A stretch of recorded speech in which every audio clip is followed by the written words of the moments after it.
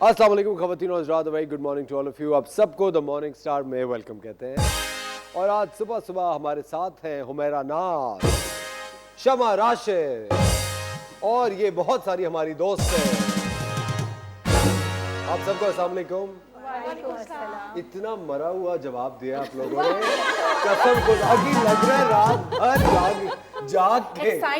दोबारा कहता हूँ अस्सलाम वालेकुम। वालेकुम अस्सलाम। देखा कैसी अब फुलझड़ियां बाहर आई हैं। देखिए कभी भी कोई सलाम करे तो जवाब हमेशा ना पूरे खुलूस से, फुल एनर्जी से देना चाहिए ताकि दूसरे का दिन बन जाए। सही कह रहा हूँ ना? अच्छा, कैसी हैं आप शमा? अल्हम्दुलिल्लाह ठीक ठाक। खैरियत से? कब एग्जीबिशन कर रही है नया? क्या एग्जीबिशन नहीं है, इंटरनेशनल शेफ डे की सेलिब्रेशन है। ओह, आज इंटरनेशनल शेफ डे है। बिल्कुल। ये देखिए भाई, तालियां होनी चाहिए शमा के लिए। देखिए जब आपके इस तरह के दोस्त होते हैं ना तो वो आपको बैकअप के अंदर आपकी सपोर्ट में याद रहते हैं।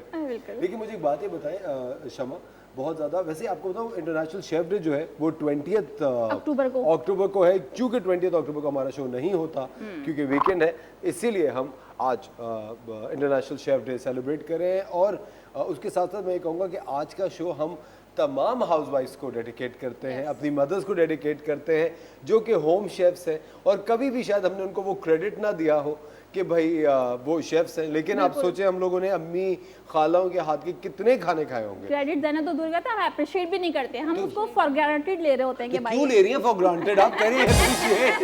नहीं, मैं तो घर शेफ हूं, तब मुझे तो खाने कोई लेके दिखाए फॉर ग्रांटेड। लेकिन मुझे बताएं, कभी किसी ने लिया है फॉर ग्रांटेड आपको एज अ शेफ? नहीं। कि किसी ने ऑर्डर दिया हो फिर कहा कि नहीं यार? हाँ, एक सेलिब्रिटी थी। सेलिब्रिटी थी? क्या, कौन थी?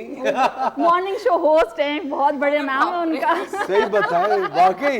बिल्कुल। क्या हुआ था बताए? अच्छा नाम मत बताए, वाकई नहीं, मैं नाम नहीं बता रही। उन्होंने मुझे अपने शो पे बुलाया था लाइव कुकिंग के लिए। उन्होंने खाना वाना जब देखा तो उन्होंने कहा यार तुम तो बड़ा जबरदस्त खाना बनाती हो, तुम ना मुझे घर पे भेज सकती हो खाना बना के? मैंने कहा बिल्कुल भेज दूंगी, कोई मसला नहीं। मेरा भी केटरिंग का बिजनेस था, उस वक्त चल रहा था।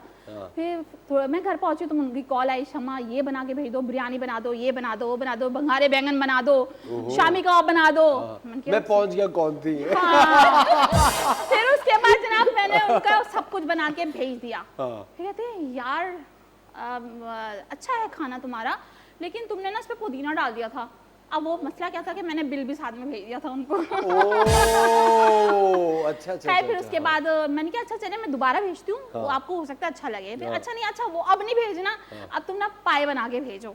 मैंने कहा ओके, मैंने पाए बनाए बड़े अच्छे से। बिल आ गया था फिर? नहीं, वो नहीं आया बिल। तो बिल कहीं खो गया? हाँ, वो बीच में कहीं रह गया। एक निवाले में वो बिल भी खा गई। फिर वो जनाब पाए बना गए, मैंने बहुत सारे पाए बनाकर भेज दिए उनको। शमा क्या पाए बनाए हैं तुमने यार, ऐसे तो मैंने पूरी जिंदगी में कभी नहीं खाए पाए। मैंने कहा अच्छा बिल नहीं रहने दो, वो ना तुम ना लाइव शो में आ जाना।